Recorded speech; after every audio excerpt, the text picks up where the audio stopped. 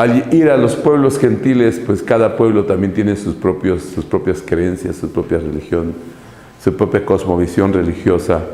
Entonces el apóstol hace un recorrido en esa región y se menciona en el primer viaje misionero del apóstol San Pablo, se mencionan nombres de comunidades, ¿verdad? Sí. Se habla, por ejemplo, de Antioquía de Siria, Antioquía de Pisidia, se menciona Derbe, Iconio, Listra, pueblos, Chipre, una isla en medio del Mediterráneo. Vamos a encontrar que esa región el apóstol hace un recorrido más allá de Jerusalén y empezar.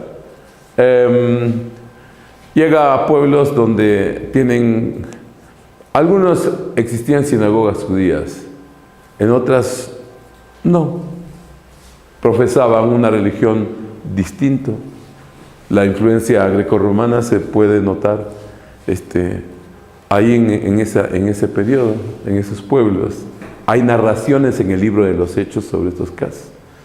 Pero no quiero entrar en detalles geográficos y datos antecedentes.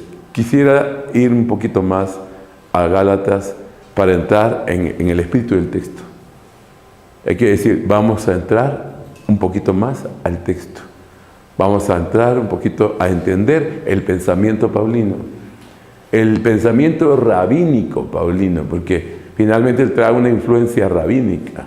Pablo es instruido dentro de la visión talmúdica de Gilel. Sí. Pablo es alumno de un rabino, ¿verdad?, de una corriente israelita, donde la tradición oral es muy importante. Aparte de que él tiene una formación estricta en el conocimiento también de la Sagrada Escritura, pero influye mucho esa escuela. La escuela que el apóstol Pablo entonces desarrolla, vamos a encontrar entonces mucho de su conocimiento de la Torá, mucho del conocimiento del apóstol del Talmud, se refleja en los escritos de Pablo. Hay que decir, mucho del conocimiento que quedan vertidos en las Escrituras, en lo que escribió el apóstol en sus cartas, no fue pensamiento que de él naciera, ¿no?, sino que él cita fuentes ya establecidas en el pueblo de Israel, y que para su pensamiento y para muchos a quien él se dirigió, también lo conocían. Tal vez conocían más ellos que el mundo occidental, que nosotros por desconocer o por no haber sido formados dentro de ese sistema religioso. Entonces, por eso vale la pena que entremos al texto del libro de Gálatas, donde vamos a empezar a hablar. Por ejemplo, empieza así la Escritura, el 1:1. Dice Pablo, ¿verdad?, de Saúl o de Shaul. Acuérdense ustedes, Saulo, ¿sí? Saúl. Para empezar, el apóstol dentro de sus escritos menciona que era del linaje de Benjamín. Del linaje de Benjamín. ¿Qué quiere decir esto?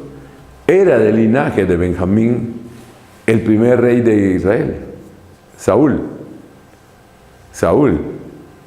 Hombres importantes que descendieron del linaje de la tribu de Benjamín, como es inclusive se menciona en el libro de Esther también a Shimi, a otro personaje que ya hemos mencionado, que quiere decir de la reina Esther, de la familia de la reina Esther que se levantó en Persia. También tenía vinculaciones con la tribu de Benjamín. Así que esta tribu, el apóstol de alguna manera trae esa vinculación de esa corriente judía, de los grandes maestros que hubieron en esa línea. Un emisario también de todos los hermanos que están conmigo. Recibí mi comisión por medio de Yahshua HaMashiach, Jesús el Cristo, quien lo levantó de los muertos y no de seres humanos o por mediación humana. Síguele. A la asamblea mesiánica en Galut, Yah. Aquí lo menciona pues de esa forma, ¿no? Allá dice a los Gálatas, ¿sí? A una asamblea mesiánica. ¿Sabe qué se está refiriendo? ¿Verdad? Pónmelo en español ahí para hacer la creación de este versículo. La asamblea mesiánica en Galut Yah, ¿verdad? Dice, a ver, sigue. Vamos entendiendo por qué citan la traducción Kadosh, la traducción de la asamblea. Es bueno que vayamos entendiendo esto, ¿verdad?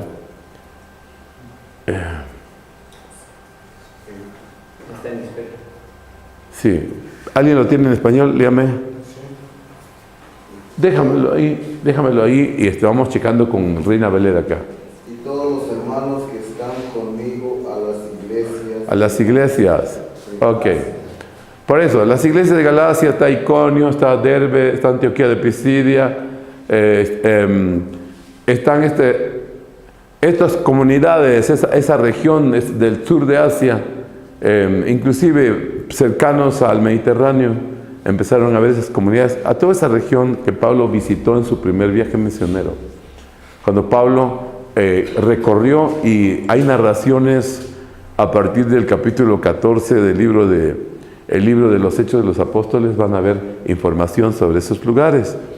La asamblea, debemos entender, por ejemplo, aquí hay un punto que tenemos que aprender, el concepto, la asamblea, este concepto asamblea, hay que entenderlo bien, porque en las traducciones del griego, o en esa mentalidad, a veces se pierde mucho el pensamiento de la Sagrada Escritura, porque viene una cultura totalmente diferente al credo, y utiliza conceptos, o tal vez lo utilizan con toda la intención de borrar la influencia del judaísmo en estos escritos, pero debemos entender que el concepto de asamblea o iglesia, nosotros hablamos de iglesia, o eclesía, ¿verdad? O el concepto eclesía, en realidad utilizamos un concepto de eclesía religiosamente, nosotros como iglesia, ¿sí? O eclesía, que se traduce como asamblea. ¿Qué quiere decir? En la comuna, donde se nombran los representantes de la comunidad. Es muy similar como la figura que tenemos aquí, ¿no? Por ejemplo, de las asambleas ejidales, por ejemplo. ¿Qué quiere decir? Se reúnen ¿para qué? Para hablar sobre la tierra, sobre la comuna, esta es una eclesía. ¿Qué quiere decir? A eso se le llamaba eclesía, cuando el grupo de personas se ponen de acuerdo para deliberar sobre un asunto que les interesa a todos y nombran su representante. Eso es lo que significa iglesia para nosotros. Para nosotros nos hemos metido el concepto de iglesia, pero la mentalidad de la Escritura es las asambleas donde existe esa representatividad, donde existe una autoridad delegada sobre un grupo de ancianos, un grupo de personas, quienes los van a representar en ese punto. Entonces quiere decir que el concepto iglesia no tiene, como lo entendimos nosotros en nuestro mundo, ¿verdad? No hebreo, es que pensamos que la iglesia, pues como una institución netamente religiosa.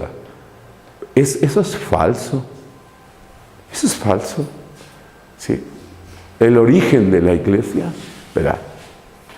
Habla de la representación de la asamblea. ¿Qué quiere decir? Ese órgano comunitario, ese ponerse de acuerdo todos como para expresar sus credos, ¿verdad? En ese sentido, la eclesía, por eso es que cuando dice a todos los hermanos que están conmigo, a las iglesias de Galacia, a las eclesías, no solamente de iglesias de Galacia, a toda esa región, Pablo, como lo dice en Kadosh, a ver, pónmelo, ¿dónde estaba?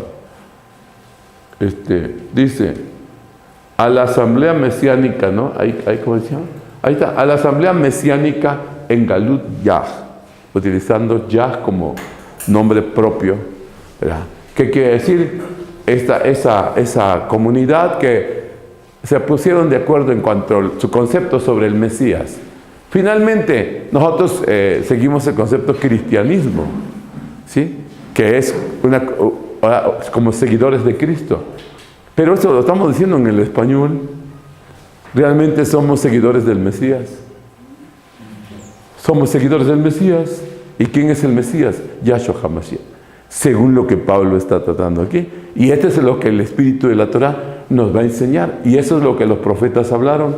Y eso es lo que la Sagrada Escritura de la Torah nos va a enseñar, ¿verdad? También una descripción sobre el tiempo mesiánico, sobre el Mesías. Y muchas de las doctrinas nos va a llevar a ese punto. Misericordia y shalom a ustedes, ¿verdad? Esto también queda muy claro. Voy explicándole. Nosotros confundimos. Y yo digo, déjame dar mi punto de vista. Puede ser que alguien difiera de lo que estoy diciendo, pero yo estoy más convencido de lo que yo estoy entendiendo.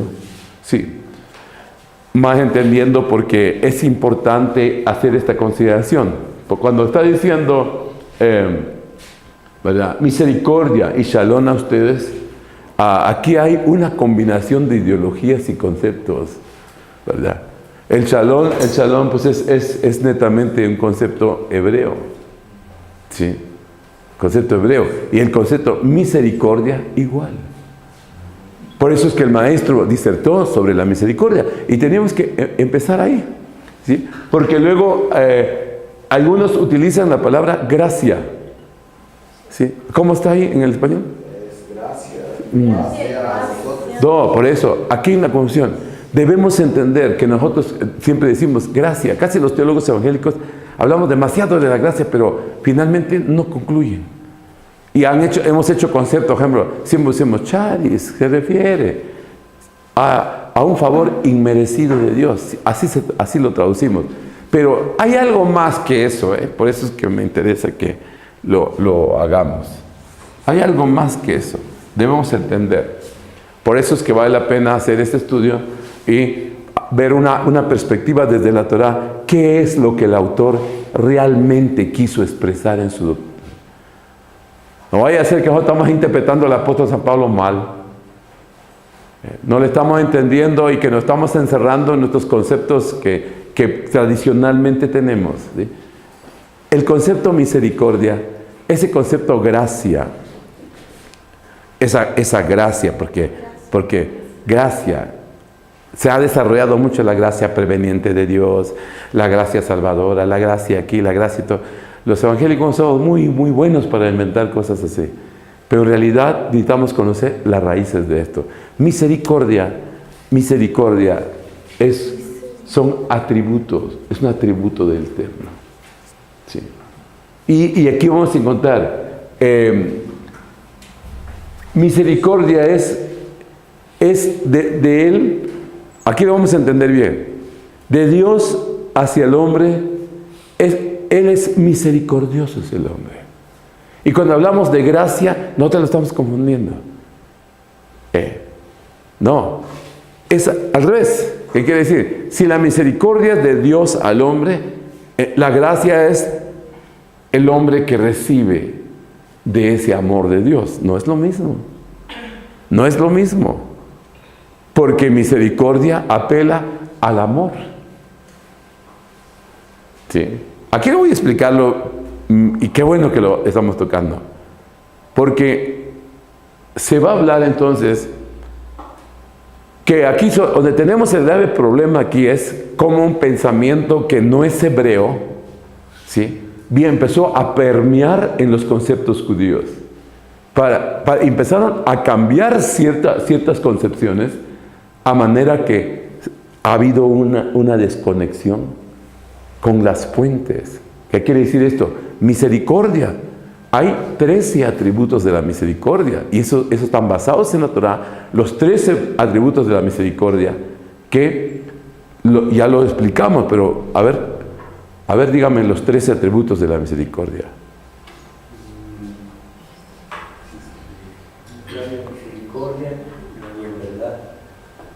Base bíblica. Éxodo 34. 34, versículos 6 y 7. Los 13 atributos de la misericordia. Pablo lo va a enseñar porque él lo conocía.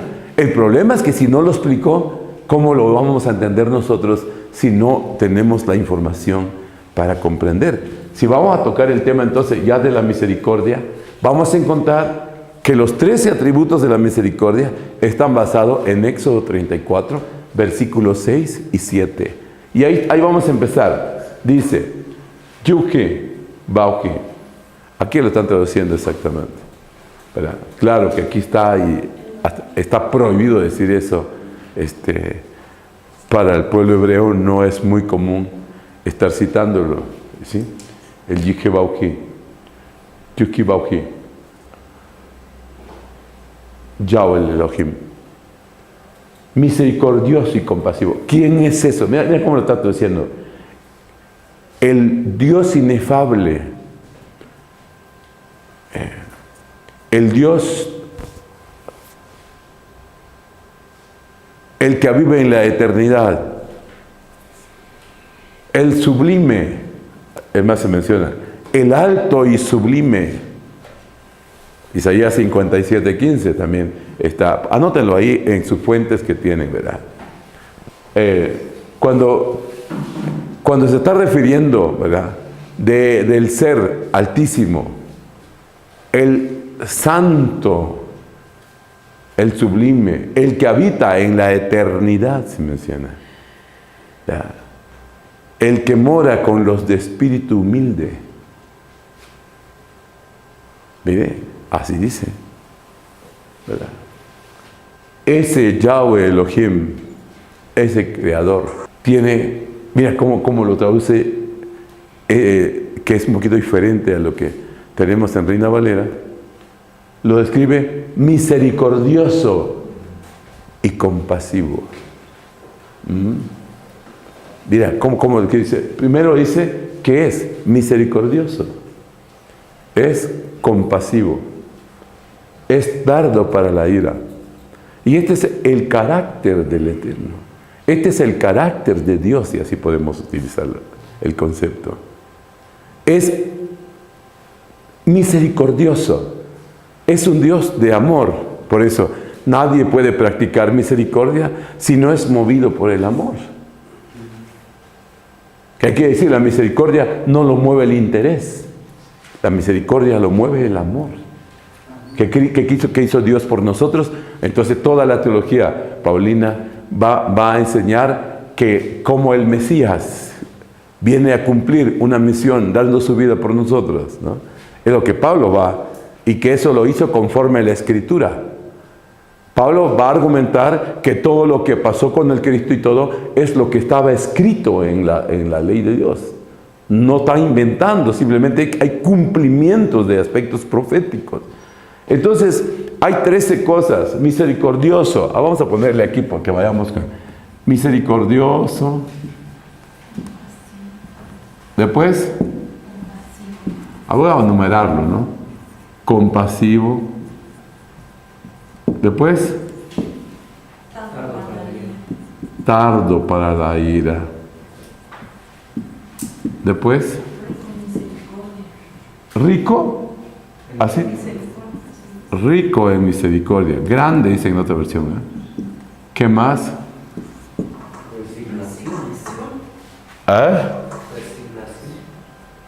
Resignación, compasión y verdad. Pónganlo en español para que no se hagan bolas ahí.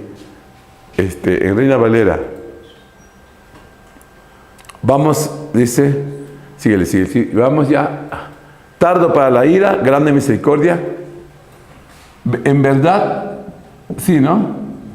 Después, guarda misericordia.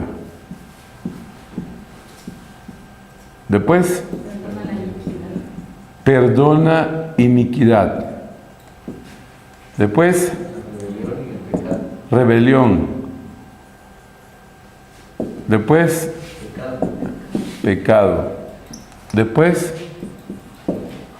no tendrá por inocente al malvado. no tiene por inocente al malvado. ¿Cómo se traduciría esto en español? Es justo, claro, porque no es convenenciero, pues. Al malvado le dice malvado, y al que teme a Jehová lo honra. Ese es un precepto también en la Sagrada Escritura. Por eso vamos a encontrar siempre cuando dice que honre a los siervos, pero que en ningún momento tenga por inocente al malvado. Es recto. Bueno, 11. Visita la iniquidad. Visita la iniquidad de los padres. Después de los hijos. No, ahí hay dos más. Lean bien, no acostumbren saltárselos. Iniquidad de los padres. Después viene la iniquidad de los hijos. Y después, ¿cómo se llaman esos? De los nietos. Ahí se completan los tres.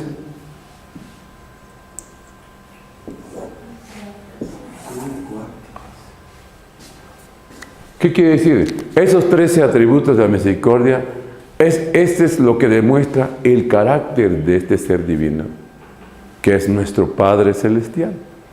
Así lo está planteando Pablo. Hay que decir que ese carácter que Él tiene como Dios santo, como Dios sublime, como Dios eterno, que habita en la eternidad, Él tiene un espíritu humilde, y aquí lo menciona, por eso se llaman los 13 atributos de la misericordia. De eso habla el Maestro en el Sermón de la Montaña. Por eso Él dijo, sé misericordiosos, como vuestro Padre es misericordioso, ¿verdad? Inclusive dijo el Señor, no, pues, usted dijo siendo... una ocasión, ¿qué le dijo Jesús a los fariseos? Ustedes no han aprendido la misericordia, dijo. Vayan y aprendan qué significa, dijo Jesús, ¿no?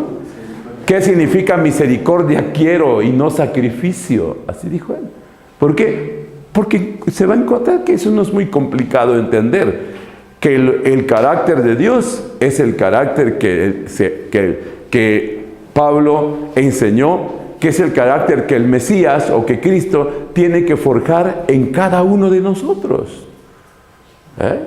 ¿Quieres conocer a alguien que dice que ha entendido el amor como dice, ¿no? El amor de nuestro Padre, así usted dice Pablo, ¿sí? Pues vea esto, ¿verdad? Ve estas cualidades. Es misericordioso, es compasivo, es tardo para la ira, es rico en misericordia, en verdad, guarda, perdona la iniquidad, perdona la rebelión, perdona el pecado, no tiene por inocente al malvado, como su relación con los hijos y con los nietos, con sus generaciones. Estas características describen el gran amor de Dios para su creación, para el hombre. Qué maravilloso, ¿no? Por eso es que dice Él, sed pues como vuestro Padre es misericordioso. Como diciéndonos, Señor, aprendamos del carácter de Dios. Si esto que está aquí se refleja en nosotros, entonces somos misericordiosos, ¿verdad? Y aquí vamos a encontrar, ahora sí, regrésame en Gálatas, estamos en Gálatas capítulo 1, versículo 1. Vamos entrando al texto. Amén. Dice, apóstol Pablo, no de hombres ni por hombres, sino por Jesús, síguele. Y a todos los hermanos que están conmigo en las iglesias de Galacia, gracia y paz. Aquí lo traduce como gracia y paz. La gracia es misericordia. Gracia por cuanto lo hemos recibido, pero no hubiéramos recibido nada si no hubiera un Padre misericordioso. Entonces aquí hay un cambio de idea. Realmente la traducción que está dando el Kadosh es exactamente lo correcto. Como que la versión Reina Valera o estos conceptos griegos que se metieron en el texto nos mueven. De hecho, por eso a veces nos cuesta entender la cuestión, por ejemplo, Cuando nos explican, por ejemplo, déjame entrar este detallito porque me vale la pena hacerlo. Nosotros los protestantes nos hace demasiado ruido las penitencias. ¿Sí? Nos hace ruido los actos penitenciales. Es más, algunos hasta se molestan, ¿no? Pero en realidad deberíamos entender, ¿verdad?, a qué se está refiriendo eso. ¿Qué significa esto? Cuando dice que perdona el pecado, perdona la rebelión, perdona la iniquidad, va más allá de una cuestión de ser justo, porque lo justo sería también castigar a un culpable. ¿Sí? Quiere decir, lo justo es lo que estaba establecido, diente por diente y ojo por ojo. ¿Verdad? Hace unos días unos señores se metieron a robar en un negocio, una casa, habitación, y de repente los sorprenden y los matan. Luego vino una protesta de su familia, decían, él era solamente un ladrón, ¿verdad? Él solamente robaba, pero no le hacía daño a las personas. ¡Qué injusticia que ellos lo mataron! No, hay gente que piensa de esta forma, ¿verdad? Finalmente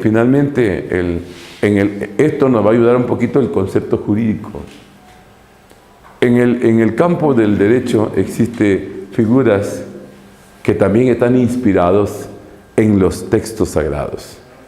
Es imposible que esto lo puedan asimilar desde su racionalismo si no hubieran tenido un contacto con la Sagrada Escritura.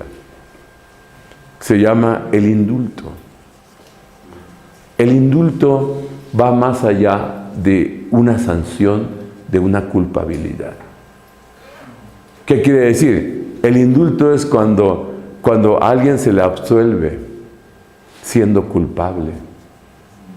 Vamos, está sentenciado a purgar una sentencia, ahora sí, por cuanto se le ha probado su culpabilidad y su responsabilidad sobre un hecho ilícito. Pero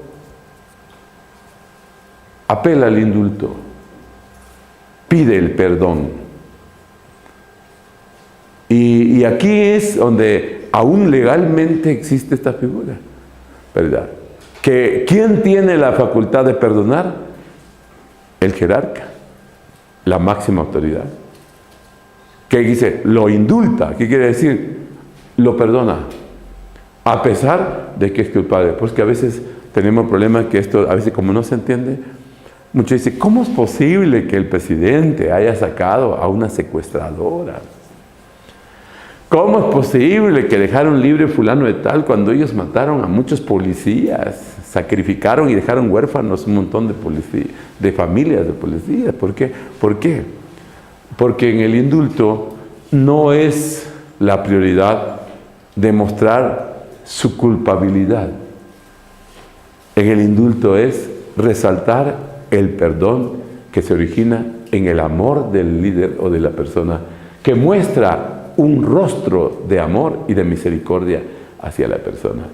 Le place a él mostrar su bondad y su amor en perdonarlo, aun cuando él es culpable. Sí, es cierto, ¿no? Él es culpable y rete culpable, pero a mí me place perdonarlo. Me place perdonarlo. Claro, este es lo que realmente tiene sentido cuando leeremos los escritos del apóstol Pablo. Por eso es que dijo él, Dios muestra su amor para con nosotros, que aún siendo pecadores, Cristo murió por nosotros. Entonces lo que él quiere realmente resaltar es cómo un Dios tan compasivo, y mucha gente critica al Dios de la Biblia como un Dios violento, un Dios malo. Cuando el Señor me dice, no, tu Dios es un Dios de guerra. Pues sí, es Yahweh Sabaoth, es el Señor de los ejércitos. Pero el apóstol Pablo va a presentar a un Dios misericordioso, un Dios compasivo, un Dios que perdona. Y de hecho Él mismo va a empezar a decir, Él dijo, palabra dice, palabra fiel y digna de ser recibidos por todos. Que Cristo Jesús vino al mundo a salvar a los pecadores, de los cuales yo soy el primero, dijo, ¿no? Pablo siempre consideró el beneficio del perdón, el beneficio de la reconciliación con Dios como un caso muy particular, su propia vida de él, que había sido restaurado después de haber sido perseguidor de la iglesia, después de haberse opuesto a la predicación del cristianismo. Más tarde él vino con su propia vida a dar una enseñanza de un Dios y sorprendente en la figura del Mesías.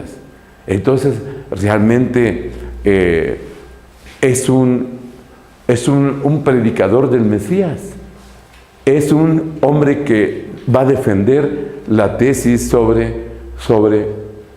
el trabajo mesiánico, el advenimiento del Mesías y de su plan redentor de la humanidad. Interesantísimo entonces entender que el concepto gracia no es dado en el sentido hebreo, es un concepto griego. El concepto es misericordia. Misericordia, un compasivo, lleno de amor. Entonces, ¿qué va a resaltar aquí? Que el amor es capaz de perdonar. El amor es capaz de resolver muchísimas cosas que sin amor no podía manifestarse eso. Entonces vamos a encontrar, ¿se acuerdan de aquella enseñanza que dijo el maestro? Que había un padre que tenía 2 hijos, ¿no? Para mostrar uno bueno y el otro malo, pero que ambos todo lo tenían. Eso fue lo que dijo. Pero aquel, abusando de la compasión y el amor de su padre, sintiéndose con derecho que no tenía, le pidió toda su herencia.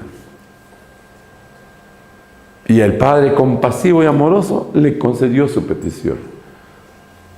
Y lo derrochó. Esa historia lo conocemos. Pero llegó un momento aquel cuando se encontraba en una crisis terrible.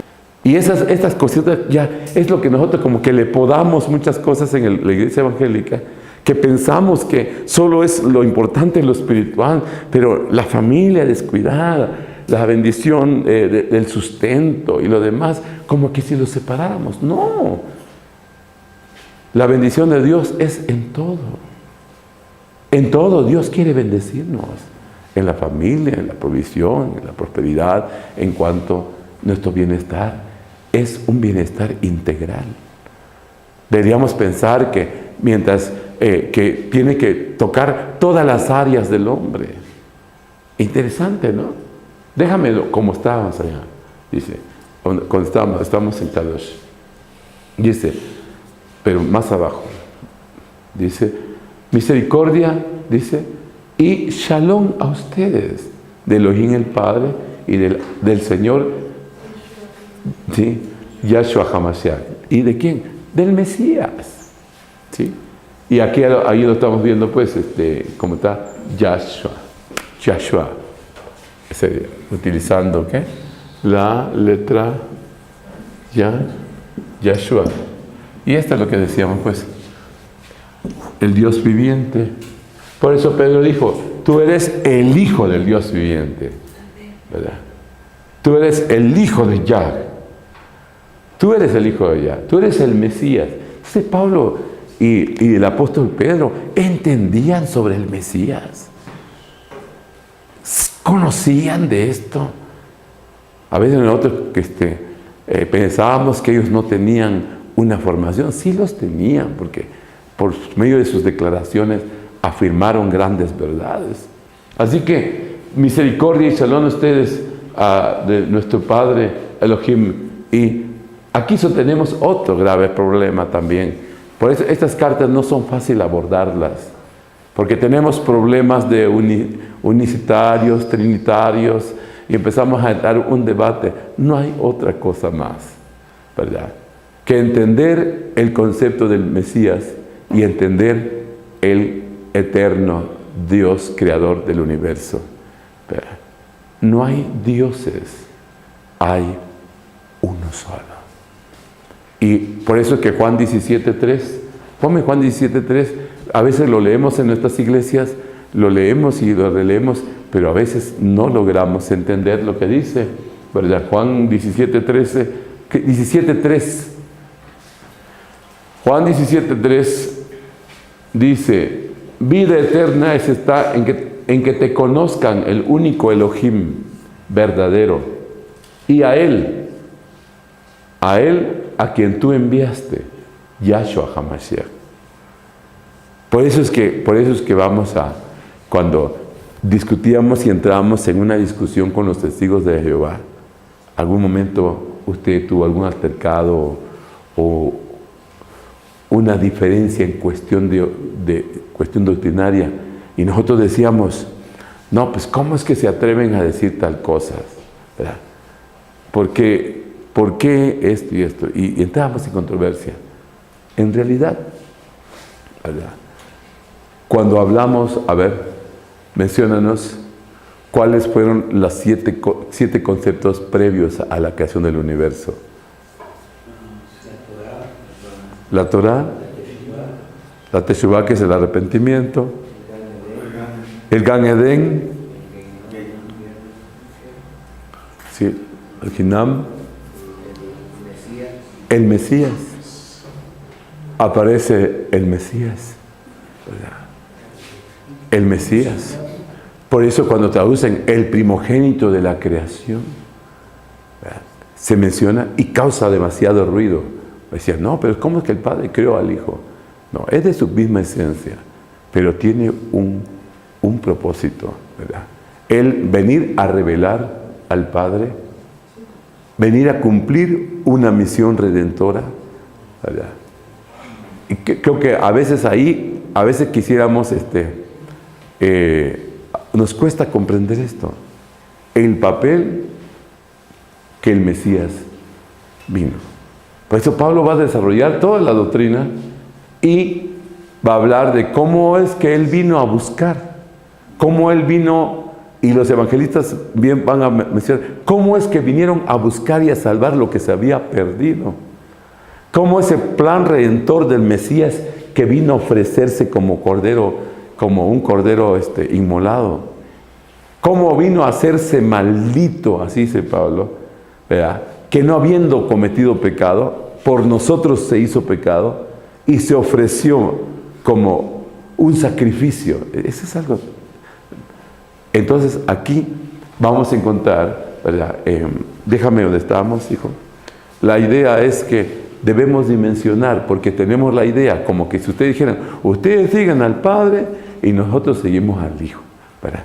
Como que la religión de ustedes es así y la religión de nosotros es así. No, no hay tal cosa. No hay tal cosa, ¿verdad? Pablo quiso darlo a conocer cuando dijo: hay un solo Dios, un solo bautismo, ¿verdad? Un solo Señor. ¿Qué más dijo? Esto ha sido una sola fe, un solo bautismo, ¿verdad? Y lo dijo bien el apóstol. El problema es que nosotros nos metemos en grandes discusiones a veces porque quisiéramos separarlo. Y no es así. No es así, ¿verdad? Teníamos que entender entonces, ustedes dicen, el misericordioso a ustedes de Elohim el Padre y de Adón el Señor Jesucristo, Yahshua HaMashiach, ¿verdad? Amén. Por eso tiene mucha importancia leer estos escritos, pero a la luz de un análisis de la Torah lo podemos comprender mucho mejor. Así que no hay otro Dios. Cuando Jesús dijo, a ver, vamos, es cuestión de enfoque. A ver, cíteme el Padre Nuestro. Esta es una oración que enseñó. Él lo enseñó. Dijo, vosotros pues, dijo, oraréis así. Y eso no lo dijimos nosotros, no. Lo dijo el Señor.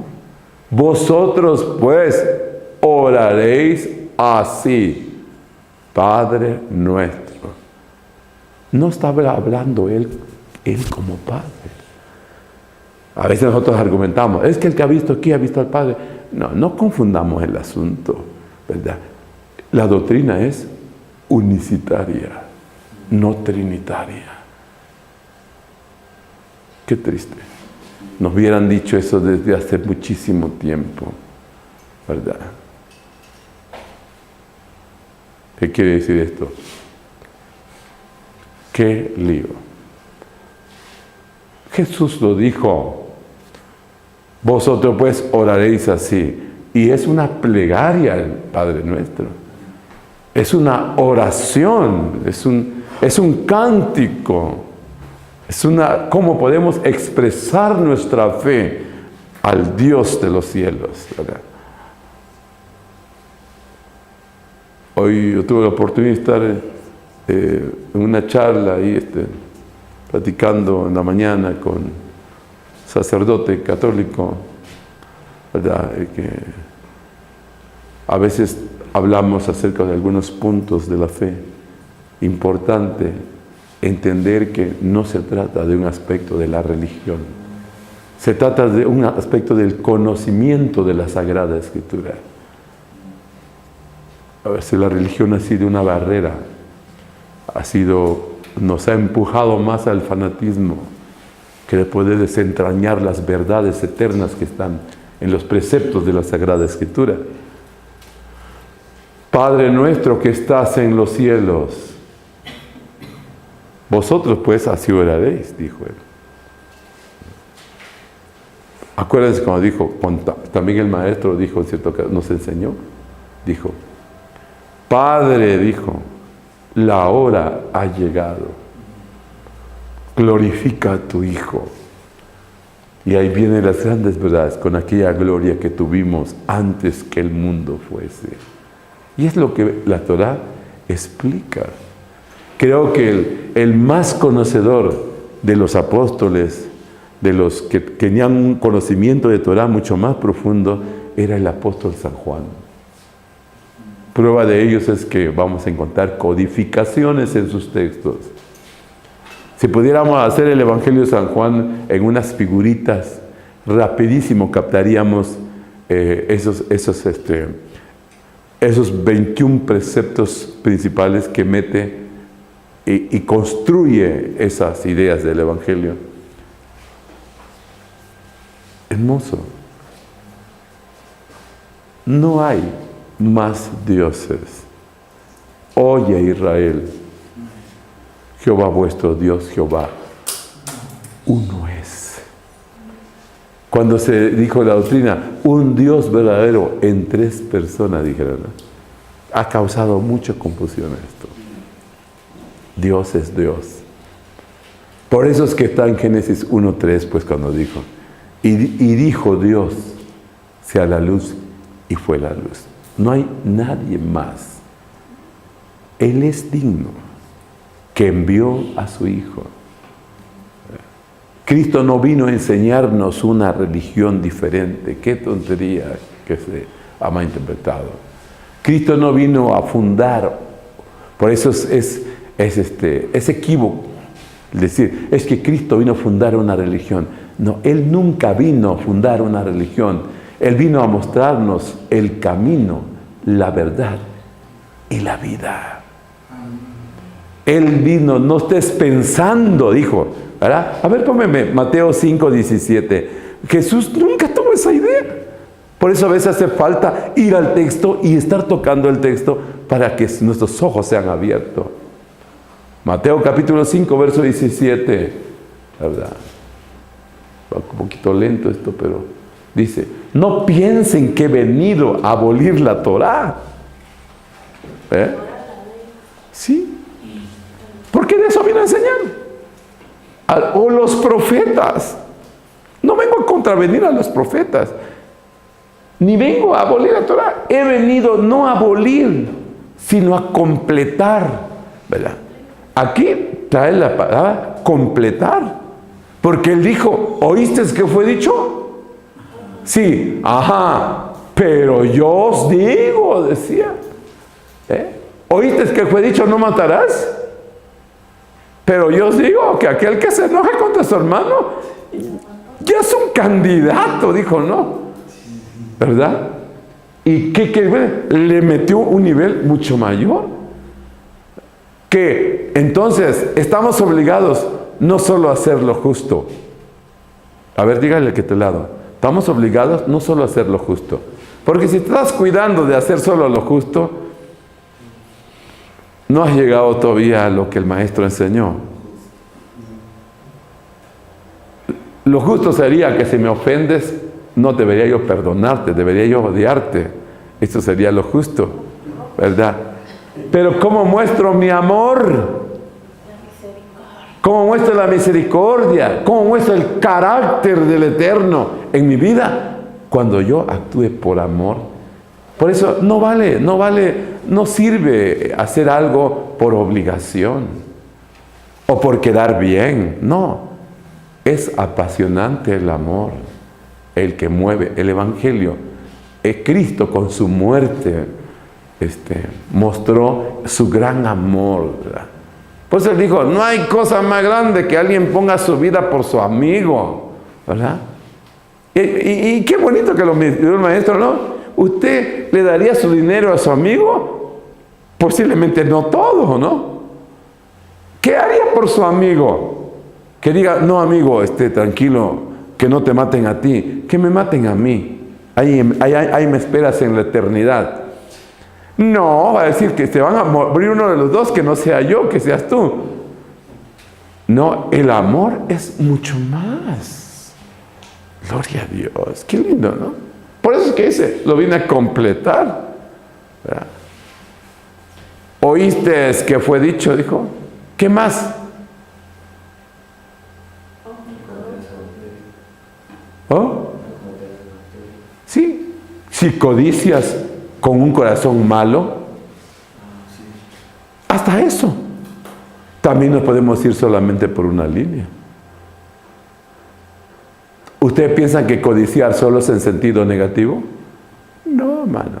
Que ustedes codiciaran todos los libros de teología, todos los libros rabínicos, todas las enseñanzas de Torah, sería maravilloso que lo codiciaran. Porque así harían que esas cosas estuvieran en su corazón de ustedes. Codiciar el bien no es ningún pecado. Despierta las pasiones, pero las pasiones en el buen sentido de las cosas. Todas las cosas tienen sus polos contrarios, ¿verdad? Entonces, ¿qué quiere decir esto? El codiciarlo en el sentido negativo es malo. Pero si alguien lo codicia en sentido positivo, en el sentido, ¿verdad? Ha habido gente que ha encontrado gente tiradas en la calle y ha sido tan necio de tomar y hacerle un bien, ¿verdad? Creo que eso es maravilloso que el maestro enseñó. No, por eso dijo él, dijo, si tú solamente saludas a los que te saludan, ¿qué mérito has hecho? También los pecadores lo hacen. Y no solamente se saludan, se besan, se ayudan, se sacrifican. Pero no saben perdonar a su enemigo, ¿verdad? Pero nosotros no somos así, Jesús, ¿no? Dice, bendecid a los que os maldicen. Así dijo él.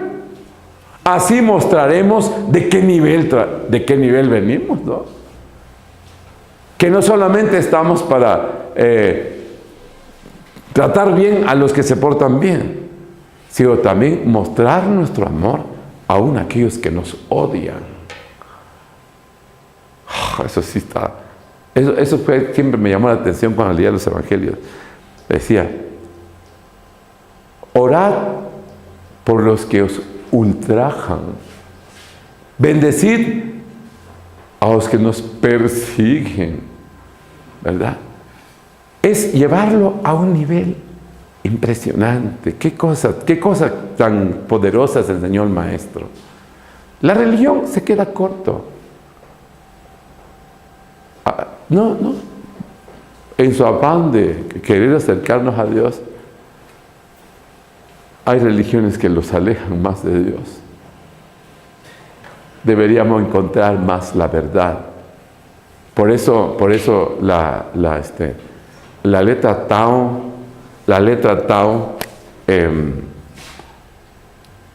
por eso cuando se habla de las 22 letras hebreas, deberíamos entender esto.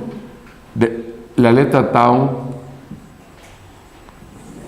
en la letra hebrea, es Emet, que sería verdad. Yo soy la verdad, yo soy el camino. Y fíjate que desde una letra Aleph, ¿sí?, empieza el camino. Yo soy la vida. Ese es el concepto que va a seguir allá. No hay otro. No hay otro Cristo. No hay otro evangelio. Por eso en Gálatas va a decir, no hay otro evangelio. Aun si un ángel del cielo os viniere y os anunciare otro evangelio, sea anatema, dijo. No lo escuchen. Se está acarreando una condenación. Hay uno. Es lo que está el apóstol también mostrando. Entonces, no pienses que he venido a abrogarlo. A ver qué más dice.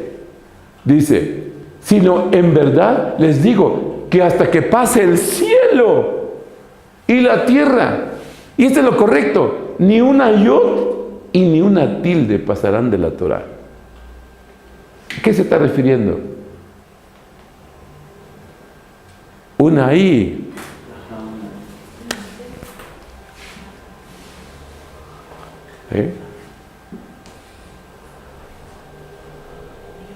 Todo se va a cumplir. Están contados. Amén.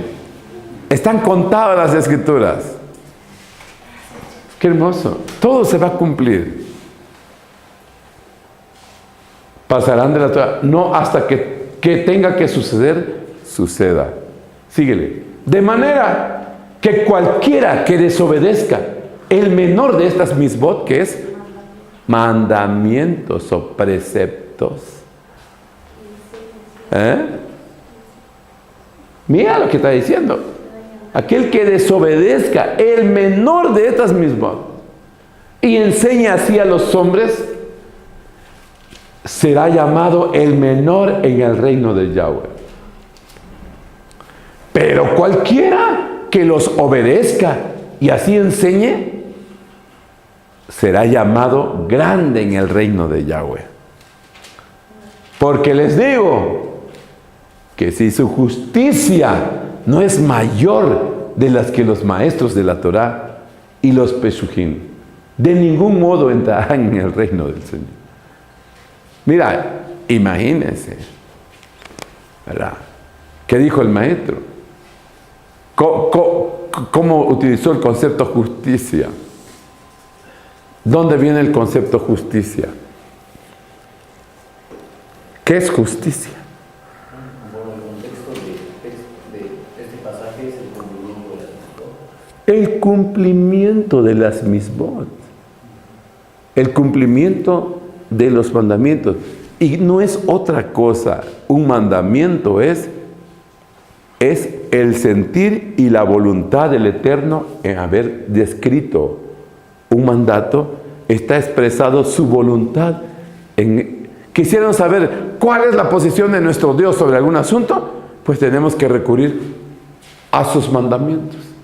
¿Qué es lo que Él opina y dice sobre un asunto que no tiene vuelta? Tenemos entonces que entender eso, ¿verdad? Pero justicia tiene un aspecto de balanza. Es una balanza. Interesante esto. Así que no se preocupen ustedes. Que sea 1 hora y media para que tengan algo en que ocuparse estos muchachos. ¿Ok?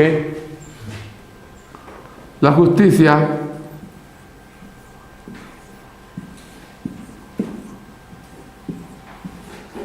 Ahí está.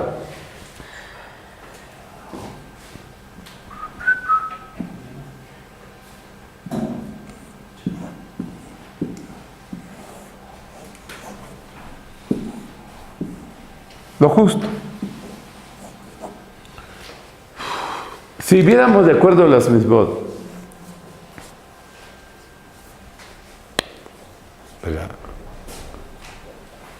¿cuántos preceptos nosotros hemos guardamos? Hay un pasaje cuando dice que se explica que cuando vino el juicio sobre Jerusalén y vino la plaga y empezaron a morir, dice que David dijo: Señor, pero guardamos el Shabbat, somos circuncidados, somos del pacto abrámico, tenemos la Brit Milá. Señor empezó a buscar, ¿verdad? Y es un buen ejercicio. Es un buen ejercicio, porque a veces somos muy considerados como cristianos. Cristo lo paga todo. Es como aquel que diga, no, es como si usted dijera, voy al restaurante total, Cristo lo paga todo, ¿verdad? No, somos hasta maleducados, ¿verdad? Porque dice, por los méritos de Cristo. Sí, hermano, pero el arrepentimiento es que te toca hacerlo tú, ¿verdad? Y si no te arrepientes, como dijo Jesús, también pereceréis, ¿verdad? Porque somos muy dados a decir, hay que Cristo lo arregle. Como dicen, no, hay que Sebastián lo arregle, dicen algunos. No, es tu problema y mi problema es que tenemos responsabilidad de nuestros actos que nosotros hacemos.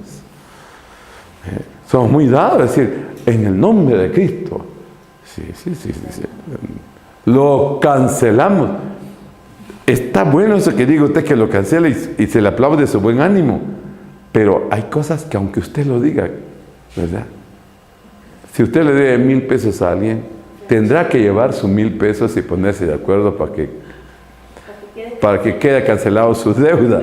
Mientras no llevas eso, diga, no, por fe lo cancelo. ¿A qué decís? Era tu fe, pero el mío es que me tendrás que pagar, ¿verdad? Entonces, deberíamos nosotros pensar que el acto de justicia están vinculados con las misbot. Y acuérdense que aunque no lo supiéramos, qué tremendo es esto, ¿no? Por eso es que en derecho se dice, el desconocimiento de las leyes no nos exime de responsabilidad, ¿verdad? ¿Qué quiere decir? No diga usted, ay, fíjate que yo no lo sabía, que así era. Pues sí, ya estás grandecito, hermanito, y es tu obligación enterarte, ¿verdad? Si usted compra un carrito ahorita y se mete en la ciudad sin respetar los semáforos, ¿verdad? Si pasó la primera vez y no le pegaron, pues qué bueno. Pero si mañana viene que ya le dieron un golpe, le van a preguntar, señor, ¿no sabe usted que tiene que respetar este semáforo, pues? ¿Sí? Tiene que aprender las reglas que están establecidas. Están las normas. Entonces creo que es importantísimo mencionar esto. ¿Han oído que fue dicho a nuestros maestros? Es lo que decía, no asesinarás y cualquiera que cometa asesinato será sujeto de juicio. Pero yo os digo, es lo que decía él, que cualquiera que guarde ira contra su hermano, ya has hecho más eso de ira, estar enojado, pues, ¿verdad? Es ira contra su hermano, será sujeto a juicio. Y cuando lo lleven al juicio, ¿qué le van a decir? ¿Por qué estás enojado con tu hermano? Y aquel diga, pues es que estoy enojado por esto. A ver, ¿tú qué piensas? ¿Verdad? Y no vaya a ser que aquel tenga razón y a ti te metan en grave problema. Yo creo que tendríamos que ser muy imaginativos para poder darnos cuenta, ¿verdad? Que si actuamos mal, no estemos sospechando qué nos van a dar. No, ya debemos saber qué sanción vamos a recibir, ¿verdad? Por eso es que se conoce la ley. ¿Ok? Vamos, regresemos donde estábamos. Estamos en Gálatas capítulo 1. Estamos entrando creo que Gálatas no lo conoció Jesús, porque no existía en el tiempo de Jesús. Fueron años después que el apóstol escribió esto sobre los hechos de Jesús y sobre las escrituras. Entonces, tenemos que dimensionarlo correctamente. ¿Quién ha creído nuestro reporte? ¿A quién le ha revelado el brazo de Yahweh, Yahshua. Mira, aquí está, aquí está.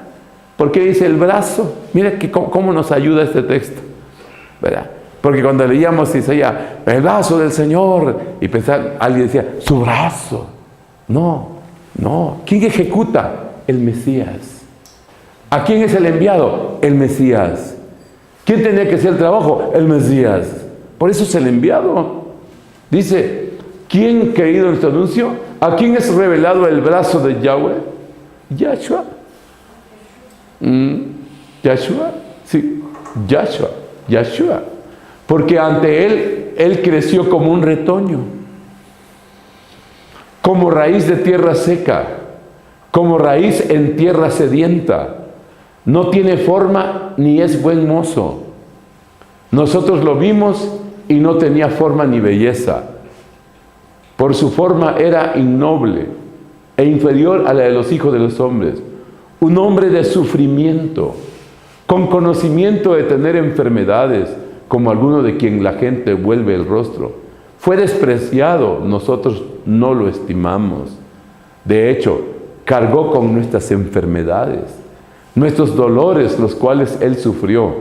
Sin embargo, lo tuvimos por castigado, golpeado y afligido por Yahweh Elohim. Pero Él fue herido por nuestros pecados, machacado por nuestras iniquidades. El castigo de nuestro shalom cayó sobre Él y por sus llagas hemos sido sanados. Todos nosotros como ovejas nos descarriamos. Cada cual se volvió por su camino. Sin embargo, Yahweh cargó sobre Él la culpa de todos nuestros pecados. A pesar de ser maltratado, fue sumiso y no abrió su boca, como un cordero llevado al matadero, como oveja que antes está muda. No abrió su boca.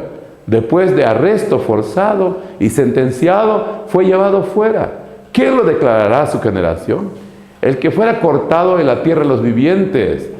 Por las transgresiones de mi pueblo fue llevado a muerte.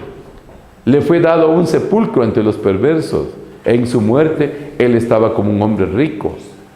Aunque él no había hecho violencia, ni fue encontrado en su boca. No obstante, le complació a Yahweh quebrantarlo con enfermedades, para ver si se presentaba así como ofrenda de culpa. Si lo hace, verá su ira. Prolongará sus días y su mano el deseo de Yahweh será cumplido. Bueno, una profecía, una declaración de las Escrituras que perfectamente entra en la figura del Mesías. Sorprendente eso. Pablo va a empezar a hablar aquí. Regresa a Gálatas donde estábamos. ¿Han sufrido tanto? Dice. Déjame en Reina Valera. Sí. Dice, versículo, no sé en qué estaba, ¿este 3? En 4. El cual se dio a sí mismo por nuestros pecados para librarnos del pecado. Ahora, ¿cómo es posible? ¿Verdad? ¿Cómo es esto? ¿No? A veces ahí es donde vamos a encontrar que apenas estamos empezando. Hoy lo que está pasando en el mundo es como que el pueblo de Dios en todo el mundo hoy empieza a reencontrarse con sus raíces hebreas. Empieza a reencontrarse con la doctrina que está vinculada directamente con la revelación del Eterno. ¿Cómo es que hoy se empiezan a aprender, a entender cosas que no entendíamos? Por ejemplo, ¿por qué de la tribu de Judá? ¿Por qué el Evangelio tenían que marcar en la tribu de Judá? Y aquí se va la tribu de Judá con el Evangelio de Mateo. Y realmente no es el Evangelio de Mateo. El libro se llama el libro de la genealogía del Mesías. Así dice Mateo 1:1. A ver, pónganlo en Kadosh como lo traduce. Porque va a empezar ahora a explicar, a entender el concepto del Mesías. Si nosotros no entendemos esto, va a ser difícil interpretar las cartas de Pablo. Nos vamos a concretar, a repetir cosas que en tantas generaciones se han dicho, cuando hoy empiezan a haber fuentes que nos dan mayor luz. Esta es la genealogía de Yahshua HaMashiach, hijo ¿de quién? De David, hijo de Abraham. Aquí es donde vamos a encontrar esto que no debemos, por eso Gálatas va a entrar a una cuestión que hoy se malinterpreta. Hoy muchos agarran escuelas para decir, no, es que Pablo dijo que por qué tiene que circuncidarse, por qué tiene que hacer, porque no entiende que aquel fue hijo de Abraham. Y el que recibió el pacto del Abri Milá fue Abraham. ¿Sí? Y aquí vamos a encontrar genealogía de Yahshua HaMashiach, el Cristo, ¿verdad? Jesús el Cristo, Yahshua el Cristo, hijo de David, hijo de Abraham. Entonces, ¿dónde está la vinculación, diríamos, que nos va a unir lo que conocemos después como los evangelios? Si los evangelios no estaban, vamos a encontrar lo que ya lo saben ustedes en Lucas 24, 44 y 45. Jesucristo explicó cuando dijo el maestro de lo siguiente, ¿verdad? A ver, pónmelo. Lucas 24, verso 44 y 45. Dice, él escribió, él dijo enseñó. 24, 44. Yahshua les dijo, a esto me refería cuando estaba todavía con ustedes. Y les decía que todo lo que está escrito en la Torá de Moshe, ¿sí?, los profetas y los salmos, tenía que ser cumplido. Entonces les abrió la mente para que pudieran entender el Tanaj. ¿Sí? Estas escrituras de las profecías. El Tanaj se refiere a los textos proféticos, ¿verdad? Ahí está esa compilación de los textos proféticos en el Tanaj. El Tanaj, por ejemplo, ahí tenemos a Isaías, tenemos a Jeremías, tenemos a Ezequiel, tenemos a Daniel, ¿verdad? Y aquí está lo que dice el Mesías. Tiene que sufrir, dice, y ser levantado entre los muertos al tercer día. Entonces, ¿qué dijo Yahshua? ¿Quieren saber de mí? Está en la Escritura, está en la ley de Moisés, está en los profetas, está en los salmos. Y por la mayoría de nosotros los evangélicos, leemos solo los evangelios. Lo interpretamos a nuestra manera. Leemos los escritos de Pablo, pero desde nuestra lente, pero no lo desconectamos de sus raíces hebreas. Entonces aquí vamos a encontrar entonces que la tribu de Judá viene a ser una referencia. ¿Quién es entonces? Aquí eso nos van a ayudar la información que se tiene. ¿Quién fue Judá? Hijo de Jacob. ¿Sí? Judá fue hijo de Jacob. Entonces, aquí está la clave. ¿De dónde viene el Mesías? Aquí es donde hay datos que a veces no se cuentan, pero están revelándose ahora información para encontrar las raíces de dónde vinieron. Y vamos a encontrar, por ejemplo, búsqueme Ruth capítulo 4, búsqueme la genealogía en Ruth capítulo 4 de Isaí y David. Vamos a buscar ahí. Hasta el final creo que está. Hasta el final. Bájalo. Vamos a encontrar. Ahí está. Ahí vos dice. A ver un poquito más atrás, a ver si está. Aquí, sigue. Aquí está. Todo el pueblo portando. No, ya te pasaste. Síguele aquí. Yo te voy a decir dónde. Y nombre de Dios. Dicen, Es una bendición que les dio el pueblo. Síguele. Ahí está. Así que Booz tomó a Ruth y ella tuvo relaciones sexuales con ella, y Yahweh la facultó para concebir y dio a luz un hijo. Entonces las mujeres, síguele, vamos a ver la genealogía hasta abajo. Síguele. Ahí está, Pérez. Aquí está la generación de Pérez. ¿Verdad? Aquí está el famoso Pérez. Ese era su nombre, el Pérez. Era un hijo de quién. Aquí está el gen de Pérez. Pérez fue el padre de Hezrón. Hezrón fue el padre de Ram. Ram fue el padre de Aminadab. Aminadab fue el padre de Nazón. Nazón fue el padre de Salmón. Salmón fue el padre de Booz. Booz fue el padre de Obed. Obed fue el padre de Isaí. Isaí fue el padre de David. Entonces, este famoso Fares, que hijo de Tamar y Judá. Aquí es donde vamos a encontrar este dato que quiero que lo anoten.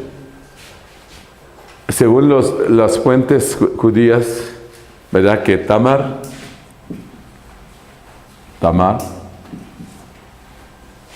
la famosa Tamar, que se casó con, acuérdense ustedes, dice que Judá se casó con una cananita. No se casó, o sea, hizo lo contrario, lo que estaba prohibido. Entonces, ¿qué pasa? Se casa, se aleja de su padre, Jacob, y se casa con una mujer que no es hebrea, no es semítica, es descendiente de Cam. Y tienen hijos. Pero esos hijos, Sela, Onán y Er. Es Génesis 38, pasaje. Pero el problema es de que aquí empezó a haber un grave problema, que aquel cananita tuvo hijos. La mujer cananita tuvo hijos con Judá. Y esos 3 hijos era su madre una cananita. ¿Y qué pasó? Tenían problema, no querían darle descendencia al pueblo de Israel. Para ellos es mucho importantísima dar descendencia. Y aquí no quisieron dar descendencia. Dice que tiraba su semen en el piso, en el suelo, en la tierra tiraba su semen y no engendraba hijos. ¿Y qué hizo Dios? Dice que mató a los 2. Lo tremendo es, ¿no?, que hay una ley que se llama el levirato judío, que cuando muere el esposo, la mujer se casa con el hermano que sigue. Pero igual aquel no quiso dar descendencia. Y entonces muere. Y el más chiquito dice que Judá tampoco se lo dio a la nuera. Pero la clave aquí era Tamar. Según la información que se tiene, Tamar era descendiente directo de Sem. Nada más que el nombre Sem, pues lo encontramos en Génesis, ¿qué? 9. Encontramos al Sem capítulo, creo que 9, en la bendición de Noé. Fue el hijo que bendijo. Que bendijo Noé. El hijo bendito de Noé, llamado Sem. Generación 11. Lo menciona como generación 11. Este hombre se le conoció con un título, Melquisedec. Melquisedec.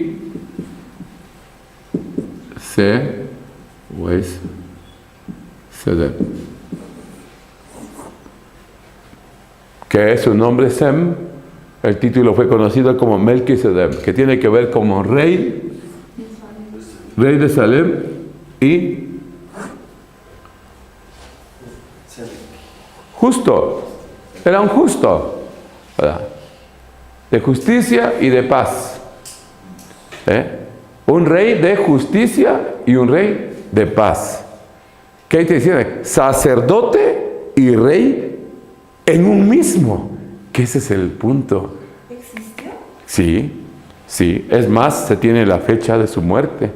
Muere 35 años después de Abraham. El problema es que Abraham solo vivió 175 años y Sem vive 600 años. De acuerdo al libro de la cadena de las generaciones judías, donde tienen la cronología de las fechas de nacimiento, muerte y edad de los personajes bíblicos. No lo tengo aquí a la mano, tengo una copia. ¿Ah? Sem y Melquisedec son la misma persona. Sí, es la misma persona. Sem es el nombre, El hijo de Noé. el hijo de Noé. Pero Melquisedec es un título. Rey de justicia y rey de paz y rey de justicia, ¿verdad? Pero no tanto que es rey justo, ¿verdad? Y es de paz. El que Abraham le dio los diezmos. El que Abraham le dio los diezmos. Porque este es el bendito de la descendencia bendita. Lo semítico viene de él. Del hijo bendito de Noé. Sacerdote del Dios Altísimo, ese es el que conocía. Entonces, ¿qué quiere decir? Que Tamar trae una bendición directamente de su padre. Era hija de Sem. Hija de Sem, según Rashi. Entonces, por eso es que aparece en el libro de Mateo, Mateo capítulo 1, aparece Tamar. A ver, búscame Tamar. Sí, la descendencia. Ahí está, búscame Tamar, ahí el antito. Tamar, su madre fue Tamar. ¿Dónde está Tamar? Ahí está. Ahí está. Pérez y Sera, su madre fue Tamar. ¿Qué quiere decir? De aquel embarazo que tuvo de doble. Que lo embarazó su suegro, como se llamó Judá. Y Tamar recibe fruto del vientre bendito. Y creo que ahí es donde viene Deuteronomio 28 después, cuando se habla, bendito sea el fruto de tu vientre. Así que una mujer que tiene un padre justo, tiene un padre bendito, ¿verdad? También es recompensado en su descendencia. Qué interesante. ¿Y el que no? Pues la bendición está en el fruto, ¿verdad? Así que Tamar, la bendición viene entonces del Mesías. Y qué tremendo es esto, ¿no? Porque tiene que ver el corderito, el sacrificio. ¿Se acuerdan ustedes que primero, ¿a quién le llevaron un corderito lleno de sangre, despedazado, diciendo que habían matado un corderito? Nada más llevaron las ropas llenas de sangre. ¿Se podían ustedes imaginar la ropa de sangre y Jacob dijo, sí, José? ¿Se dan cuenta cómo dijeron, mira, destrozó a tu hijo, mira, aquí está, llevó la ropa llena de sangre? Y aquel lo creyó. Vivió 13 años pensando que su hijo estaba muerto, hasta que un día le dieron, no está muerto, él es jefe en Egipto y ahí viene por ti. Dice que hasta revivió el viejito, ¿verdad? Cuando se enteró que su hijo estaba vivo. Pero después resulta que su hijo Judá también ofreció corderito cuando buscó a la ramera, supuesta ramera, que le dijo, vamos a tener relación sexual, pero ¿qué me vas a dar a cambio? Dijo, ¿verdad? Y le dio ¿qué? A ver. Bastón. Sí, le dio sus símbolos que traía, ¿no? Su báculo ahí que tenía. grabados sus parientes. Y dice que no solamente era una madera, sino que grababan encima los nombres de sus ancestros. Ahí venía toda la familia, ¿verdad? Llévate este. Dice que lo guardó. Dijo, ahorita te traigo. Dice el pasaje que dije, voy a traer el corderito. Dice, después que pasó todo, cuando llegó con su corderito, ya no estaba. Y dijeron, ¿no la vieron aquí? Nadie la conoce, ¿sí? Se quedó con el corderito. Pero la idea es que, por eso es que hay una tremenda vinculación del Mesías. Y siempre dijo, las rameras, dijo, ¿verdad? Van al reino de los cielos adelante. Dice, ustedes ni entran y ni dejan entrar, dijo, ¿verdad? Como decía, ni se animan y están estorbando. Es lo que estaba diciendo, que otros entraran. Y siempre se le va a vincular con ese tipo de cosas, ¿no? Que como que muy cuestionado, decían, ¿no? Inclusive María tiene ese problema. María tiene el problema porque en el tiempo de tener ahora sí que el desposor y todo ese tipo de cosas, se encuentra que está embarazada como Tamar. Y la pregunta era, ¿de quién es? Por eso cuando se narra que Tamar ya tenía 3 meses encinta y lleva el pueblo y ya la quiere quemar viva, ya la quiere enjuiciar, preguntan pues, ¿de quién es el hijo? ¿Ha cometido adulterio tu nuera? ¿Ha hecho tal cosa? Y de repente dice que sacó, dijo, pues el papá del chamaco es el dueño de este. ¡Pum! Trágame tierra de aquel, ¿no? Dice que ahí estaba él sentado, mero, dice que se narra que Judá era el mero jefe ahí, el juez. Y cuando dijeron, ya lo quieren quemar, dijo, pero es el que está sentado, mero, él es, aquí tengo su bastón, aquí tengo su... No, porque... Y aquel dijo, es más justa ella que yo, dijo, ¿no? Qué interesante. Y se ve, y María pasa lo mismo. Es más, yo investigué que cuando en Lucas se menciona que fue a visitar a su pariente Elizabeth, que a la mamá de Juan el Bautista, y que se fue a los altos de Judá, y dice que en el Corán hay un capítulo para María y Jesús. En el libro islámico hay un capítulo ahí que explica qué fue lo que pasó ahí. Y no hubiera sido interesante que eso lo hubiéramos sabido antes, o que el evangelista Lucas lo hubiera registrado. No lo registraba. ¿Por qué tuvo que abandonar su lugar de origen por el repudio que mostraba el pueblo al ver a una muchacha embarazada sin esposo? Porque a ellos no se le permite tal cosa. Estaba penado con muerte apedrear a tales personas. Era un rechazo total. Entonces, en el Corán se explica de que tuvo que hacer voto de silencio y llevar al menor, llevar a Jesús huyendo de un lugar a otro. Qué tremendo, ¿no? No solamente en ese tiempo está rechazado por su propia gente, por su propio pueblo, sacar al niño de ahí, llevarlo ahí porque no lo aceptan, porque lo cuestionan, porque estaban aquí, de quién será, cómo está acá. No solamente los gobiernos lo corrieron, no solamente lo amenazaron en el Imperio Romano, sino que como que fuese una figura que también el cristianismo presentaría esas características de estar en un lugar a otro, de huir de un lugar a otro, como el mismo Mesías, ¿no? Qué interesante tiene que ver las profecías, cómo se cumplen. ¿Sí? Así que Tamar tiene una vinculación directamente con Sem, hija de Sem, ¿verdad? En el libro de que se llama Las cadenas de las generaciones, se marca que muere 35 años después de Abraham. Así que este hombre vivió tantos años y que fue tan conocido. Por eso que dice, el sacerdote, dice, tú eres sacerdote según el orden de Melquisedec. Es más, a Jesús así se le ha mencionado, ¿no? En el libro de los Hebreos se hace referencia. Tú eres sacerdote para siempre, ¿verdad? Según el orden de Melquisedec.